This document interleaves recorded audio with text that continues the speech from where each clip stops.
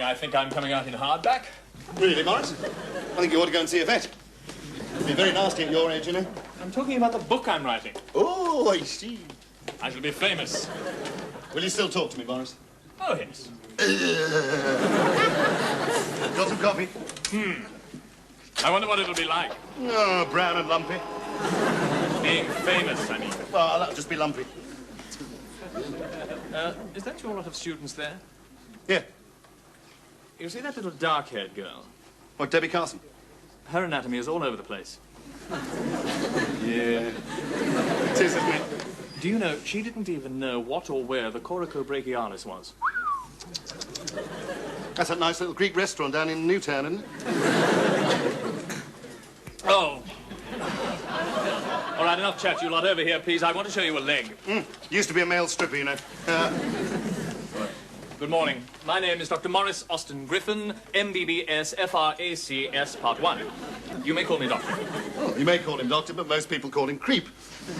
My name is Duncan Waring. You can all call me Dunk. Now, I should expect all my students at all times to observe the 3 A's. Alertness, attentiveness, and astuteness, as the only way to achieve further A's in their exams. Well, in that case, my mob can reserve the 3 B's. Birding, boozing, and bedding. Bedding? Bedding, yes, it's sex, really, but it doesn't begin with a B.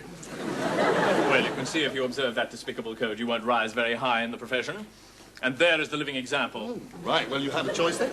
You can either be taught by a cold, lifeless lump of skin and bone like Morris, or a warm, lovable, bouncy degenerate like me.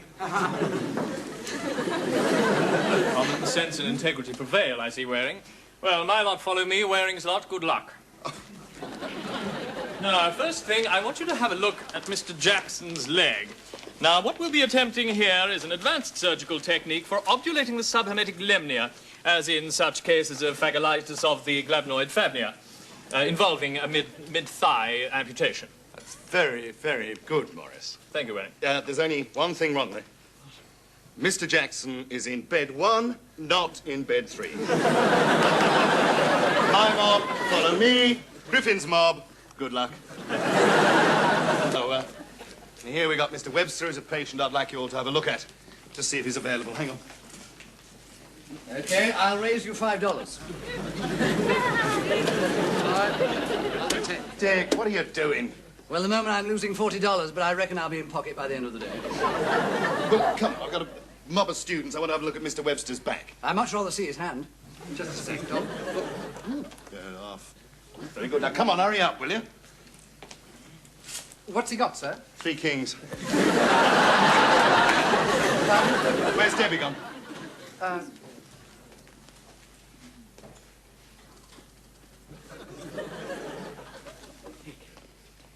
What's Webster got? A sebaceous cyst. Does that beat a pair of 8s? Yeah. Come on.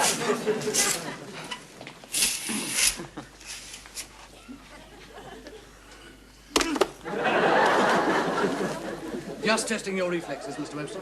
Well, where to now, mate? Well, there's Mr. Spade in Ward 8, or is it Dix in 6? Oh, no. forget it. Hang on, before you go. Dix has just come out of the operating theatre. He's feeling very groggy. We could win easily. All right. Now, I'd like you all to have a look at Mr. Webster's back. Tell me what you find, okay? Yes, and if any of you would care to place a small wager on your diagnosis, I'd only be too happy to cover it. Not with my patient, Dick. But I will have a little bet with you. Oh, yes? Yes. I would like to bet that you haven't got all that rent money you owe me. No, I haven't. But it's your fault. Mine? Well, I was trying to win it back from Bailey and Kemp. Oh, I see. And I suppose they've got all the money you owe me for the repairs on the car? Oh, no. Great. Webster's got that. But never mind, I can get it back. Watch this. I don't see any money. No, hang on. I'm learning how to card sharp. I'm learning how to make cards disappear and vanish. Watch this.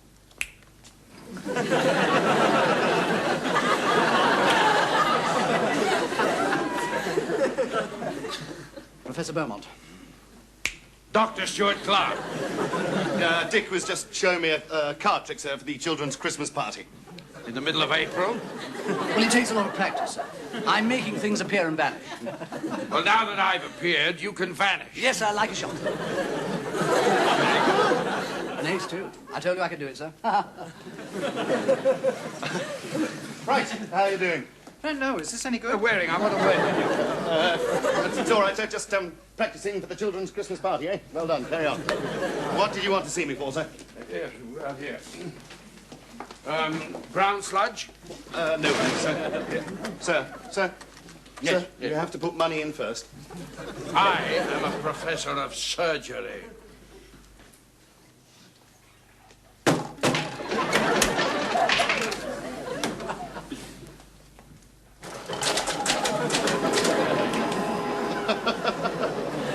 Well done, sir. Ah, there we are.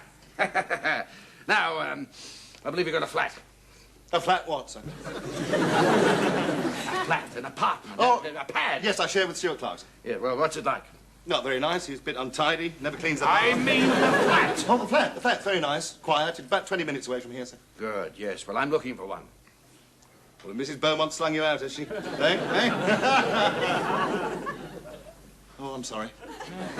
It's a bit awkward, sir. We haven't got a spare room, you see. I only want it for the afternoon. Oh, what for?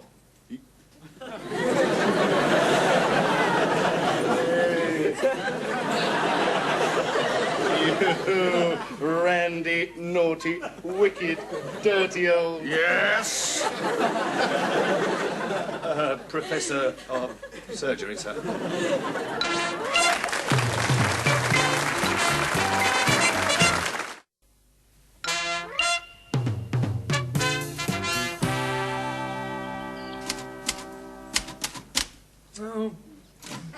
Yeah, but when I was listening to it with my stethoscope, there was definitely a murmur coming from one of the valves. Yeah, well, look, well, see what you can do, will you? I've no idea what it is. You know what you've got there, don't you? It's a classic case of mitral stenosis with a rumbling diastolic murmur. Oh, no, Christian Bernard, it's not. It's a classic case of a red Mini 1000 with dodgy valves. Oh. Caused by Dick Stuart Clark driving in at 110 miles an hour. Oh, really? The police should stop him. In the hospital car park? Anyway, you shouldn't be making personal calls from there. That's misusing hospital property for your own end. Oh, everybody does it, Morris. Blimey, you could say that groping Nurse Patterson is misusing hospital property for your own... Mind you, everybody does that as well. I do. No? What, does she grope you, Morris? Do you mind, Waring? I'm trying to write my book. I'm just about to start a chapter on skin. Why? Have you run out of paper? Right. Is anyone using this hospital desk? Why, you're not going to pawn it for $20, eh? Don't be ridiculous. They only give you $10 for a hospital desk. OK, chaps, in you come. Sit down. Let's get on with it. We have to discuss a very rare case. Oh, really? May I join you? If you want. Now, the evidence. I say that 3 4s beats 3 3s. Not to brag. This is cards. Brilliant diagnosis, Morris. Maybe not in Australian brag, but I was playing British brag.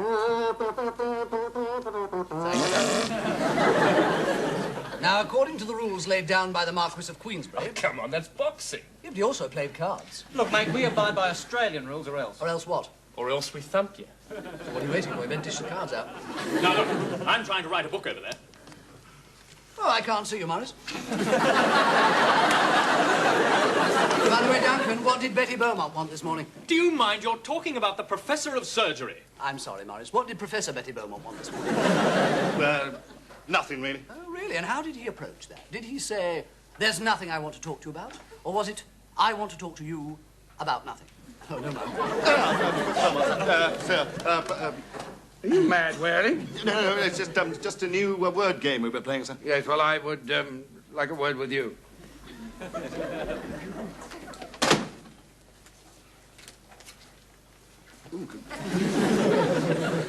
You remember what we were talking about earlier on? Mrs. Blair's fractures, yes. No, Dr. Waring's flat. Oh, that, yes. Yes, well, I think we should rewire it. What, my flat, sir? No, Mrs. Blair's fracture.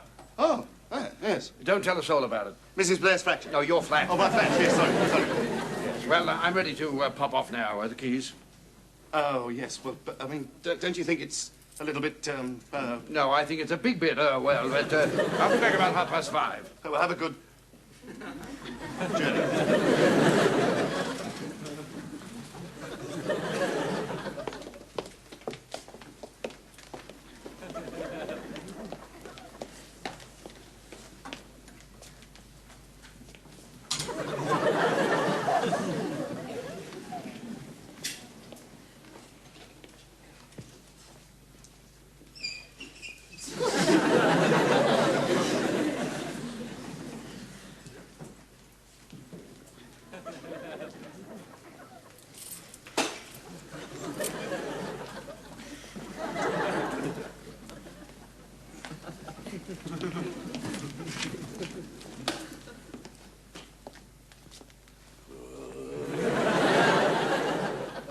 stupid fool. Let him get on with it. Oh, casino closed. Ernest Hemingway slung us out just because I threw some beer on the page of the precious book he's supposed to be writing. He was typing at the time. Anyway, we're going back to my place. Eh? Oh, no, not my place. He said his place. It's the same place. Yeah, but I don't like gambling in my apartment. Oh, for crying out loud. Oh, no, since when? What about last Friday? You organised a strip Scrabble. I'll see you two back in the bar. Hey, how the hell do you play strip Scrabble? Oh, I don't know. Now, strip Monopoly, there's a terrific game. Look, Dick, it's a bit awkward, mate, but, well, I need my flat from 2 till 5 this afternoon, you see. Crafty dog. It's a bird, is it? Oh, yeah. Oh, you're amazing. Yeah. No, you really are amazing. Thank you. Because you're teaching from 2 to 5 this afternoon. What are you going to do with the bird? Phone it in? Yeah, look. Oh, Big Ears is listening again. Waring, how dare you? I am not.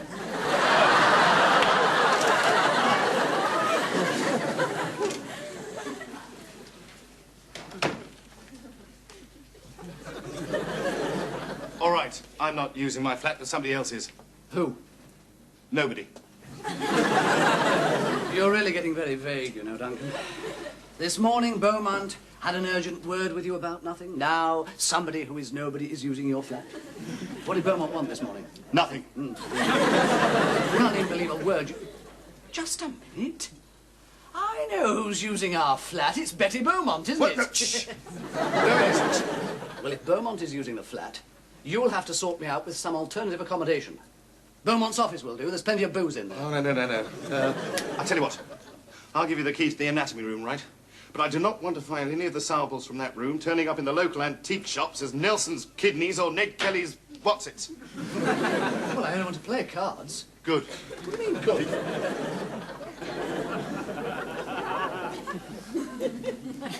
Check it for woodworm, Morris. There you go. Thanks, Alvin. You all right, Morris? Don't you dare call me Morris. Why, have you changed your name? The only time you ever call me Morris to my face is when you're trying to pull the wool over my eyes behind my back. What? Just what is Professor Beaumont doing at your place? Oh, I suppose little woodworm told you that, eh? I keep my nose to the ground. And your ear to the door as well. All right, well, if you must know, then, Beaumont is over at my place having a raging affair with one of the students. You see, he gets all dressed up in his surgeon's gear. She gets into the old nurse's gear with a suspender belt, black stockings. Then she says to him... Oh, pull the other one. Did you know, Morris?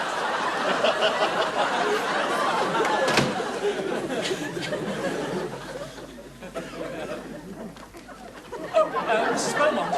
I am not bestowing a knighthood, Dr. Griffin, just looking for my husband.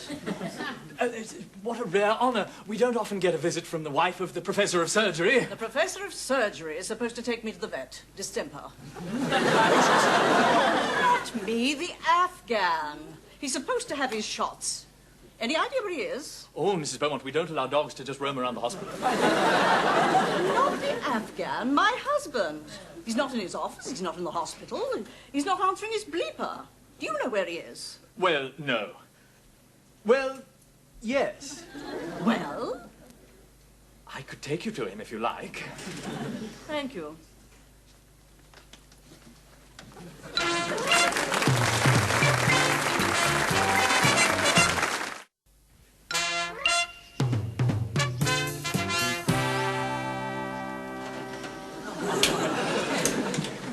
Okay, chaps. Let's get down to work. Deal the cards.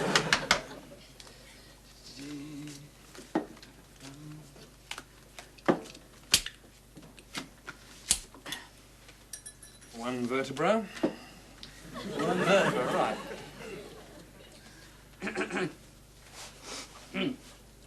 Vertebrae, $2. Finger bones, $5. Cheaper to have them amputated. I'll have 5 fingers. Oh, a full hand. 1, 2, 3, 4, 5. Oh, sir, Debbie won't be here this afternoon. Yeah, I know. But that is, I know, the exams are coming up next week. But it's no excuse not to attend every lecture. Well, she's just not feeling herself.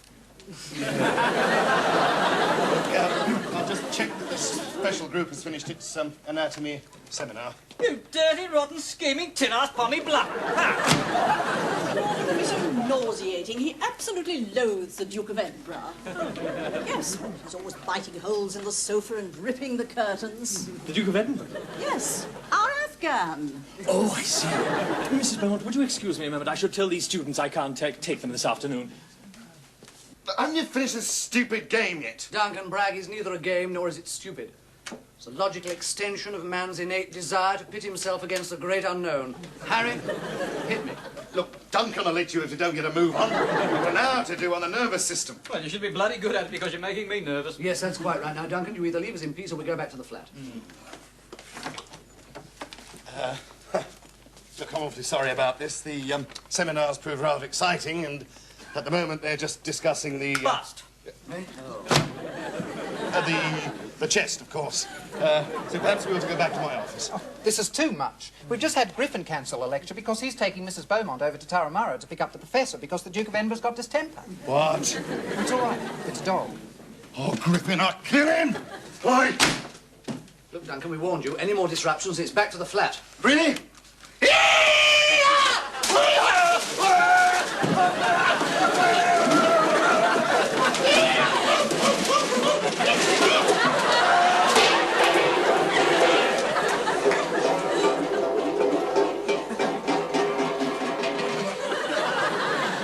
Right, that's it. We'll use my car. Great. No, hang on, lads. I'll drive you.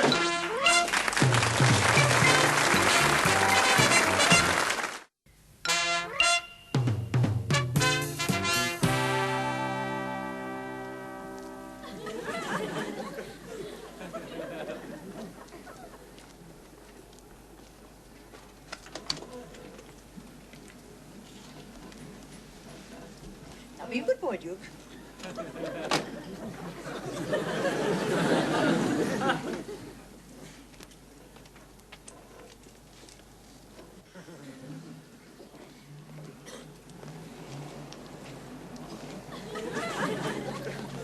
Come on. Hurry up. Yes. With Mrs. Book.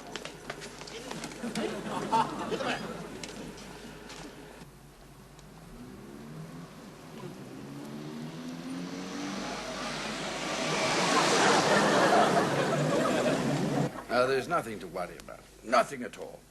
I've done this sort of thing many times in the past.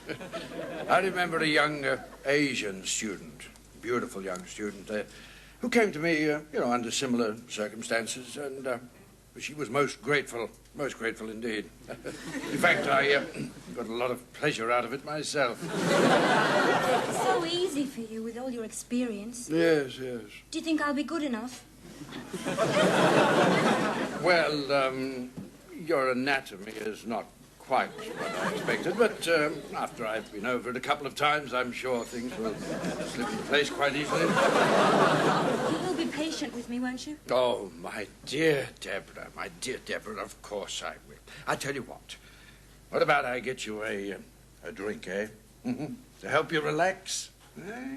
All right, I tell you what. I'll go and get a nice cup of cocoa. Yes. Now, you just sit back there and try and relax, and you leave everything to me, eh? Good girl. Now, where's that cocoa? Professor Beaumont! Professor! Yes? Are you in there, sir? No, I'm out here. Sir. Hello, Deb. Look, sir, I don't want to worry you, sir, but the old the missus, sir, is on her way here. Oh, hell. You're about as reliable as Griffin. He's bringing her, sir. What? Look, don't worry, nobody knows about you, and, I beg your pardon. Look, if we leave now, sir, nobody will find out. Okay, chaps, in you come. Help yourself to Duncan's booze.